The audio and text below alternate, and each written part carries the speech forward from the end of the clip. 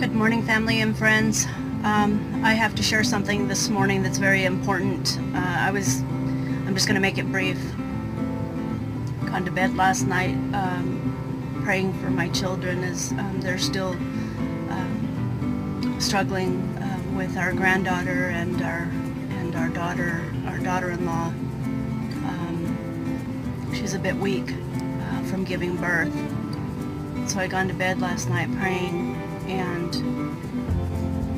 yes, I've received instruction from the Lord before, but this was so very different. And this is the part that I have to share with you because He specifically told me to share this openly and precisely. So I'm going to read what I wrote down last night. I grabbed my phone and I typed it out so I wouldn't forget. That's how important it was, and that He put it upon my heart to share with you openly today. So I have already done that on Facebook because I know that there's more to it. What He said exactly, and I heard very clearly: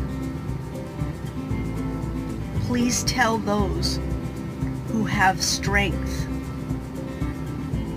Okay, now as soon as I received that, perhaps I cut it very short because I grabbed my phone, because it was literally audible that I heard the Lord say this in my ear, and precisely. So what I did was I went to look up and see if there was a verse that matched what He just got done telling me. I'm going to tell you what I found. There's two of them that I feel, just knowing in my heart what's coming, and the way He gave me the instruction, it was almost as if He was pleading to make sure that I did this openly. It was a direct order. It was a direct instruction. Excuse me. The first verse that I found was Romans 15:1. And I'm going to look down at my notes because I don't know verses by heart.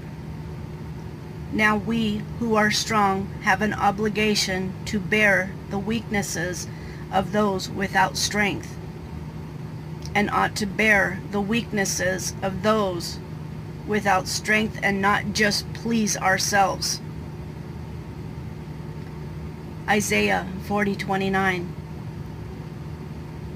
He gives power to the faint, and to those that have no might He increases strength. Because of what the Lord has been giving me in the last couple of days, which just has been so much information, I still have to do 2 other videos, and I'm working right now, so I'm having to try to find the time to do it, really just gather my thoughts and make sure that I feel good in my heart of stressing what He wants me to share. This was a direct instruction, and I'm going to read it again because it's very important for you to understand where we're at. What He's putting really strongly within my heart is that we need to be, those who are strong need to be strong for the weak, because as prophecy starts to unfold, unfortunately the weak will become faint. We need to be strong for those who are not as strong as us. Excuse me, I'm sorry. Let me read to you the instruction again, precisely. I heard this clear as day. It literally startled me that I got up and typed it in my phone. He said specifically, please tell those who have strength.